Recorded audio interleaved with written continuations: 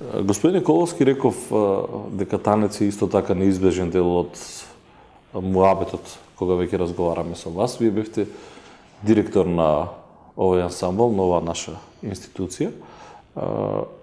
И ако убаво се сеќам сега, не дека ви ласкам, но чинам дека најубавите концерти се случува во ваше време, не дека и сега ги нема.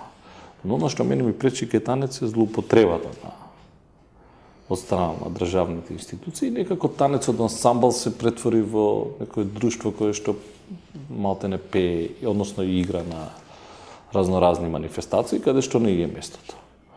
Јас сега не можам да зборувам за тоа колку и како се злоупотребувани и употребувани одредени институции, поединци, уметници во однос на определени цели на одредени субјекти, но можам да кажам дека во времето во кое што јас директорував во танец, првата работа што беше кога отидов таму беше дека од политика не сакам да слушам ниту П од влезната врата внатре.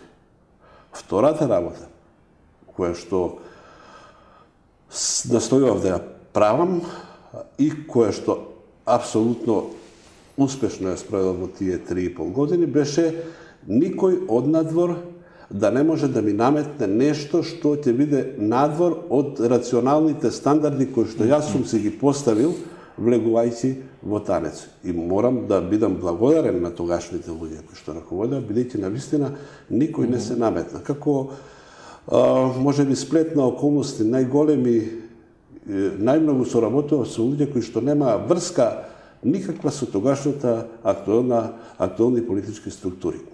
И исто така, влегувајќи во танец, јас иначе новите, но и надвор, сакав да им кажам дека навистина танец е мит и треба да биде мит. Еден народ и една држава, меѓу другото, растат врз одредени реални митови. И тој мит никој не смее да го сруши. Низ разговорите со тие млади и драги луѓе во танец, ние дојдовме многу брзо до сознанието на вистина дека тие се луѓе кои што треба кога одат по улица треба да бидат пример, ќе бидат препознавани. Треба да одат со дигнати глави и луѓето да ги гледаат со восхит. И исто така бев во ситуација кога определени влијателни луѓе, не можам да кажам дека беа од сферите на политиката, но од тогашниот естаблишмент има желба и има моќ реална да платат танец да биде присутен на некоја нивна игранка. Да кажеме, повод, веселба, не зборувам што. Да го вулгаризирам. Да, но јас тоа го одбивав дури и во ситуации кога се работеше за одредени значајни фирми со голем финансиски потенцијал, кои што имаат можност битно да помогнат во работата на танец. Тоа беше времето кое што беше и кое што е на известен начин одговор на вашето прашање. Оттаму мислам дека после тоа произлегува сите други работи кои што ги направивме во танец. Подготвувајќи го разговорот со вас, ми одвоивте 3 дела или фрагменти од сплетови или од дора на танец. Едното е во Австралија, кое што буди посебни чувства кај вас. Да кажам дека танец во тоа време навистина направи една серија извонредни концерти во странство. Значи, кажам дека настапи од големите сали од Сиднеј, спомнавте Сиднеј Опера Хаус, значи. Тоа е храмот на оперската светска уметност. До Далас Брукс центарот во Мелбурн, па Енмур театар исто така во Сиднеј, што настапувале Стинг и големите рок звезди, тоа познати сали, преку Москва, Санкт Петерсбург, Рим, Виена, Париз, Брисел и така натаму, да не зборувам она што посебно мене ми импонира и посебно сакам да го акцентирам, 2004 година ние настапивме после 52 години под Акропол во Атина, во соработка со грчката влада и нивната амбасада. И заедно се разбира во соработка со нашето Министерство за надворешни работи и Министерство за култура.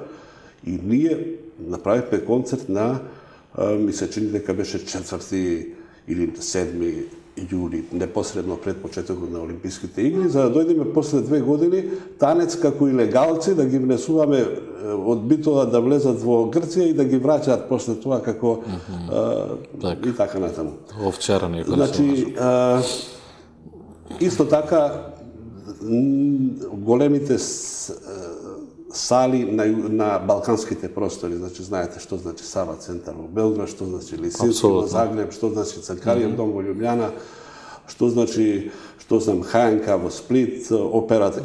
Значи тоа беше навистина една исклучително богата активност. Во рамките на таа активност, една од првите активности или веднаш после настапите во Сава центар и во Лисински беше концертите во Австралија.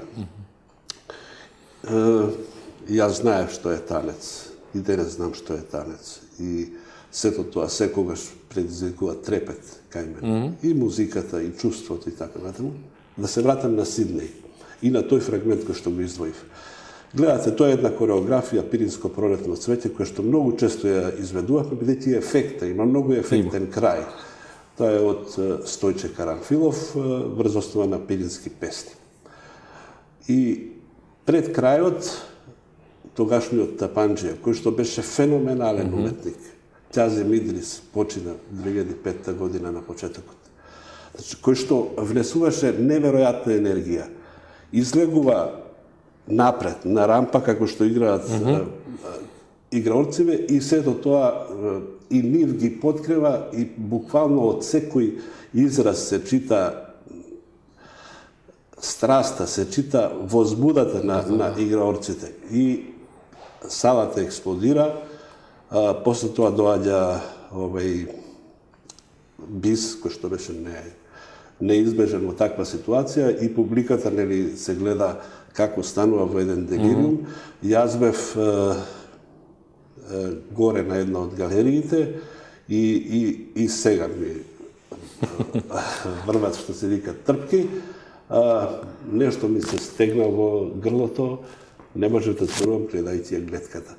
Всушност, таа средба на македонците со себе си, бидејќи јас така доживев таа средба, мене уште еднаш ми кажа што е всушност танец, на еден неопислив начин кој што не може да се раскаже, но и ме обврза како да се однесуваме понатаму.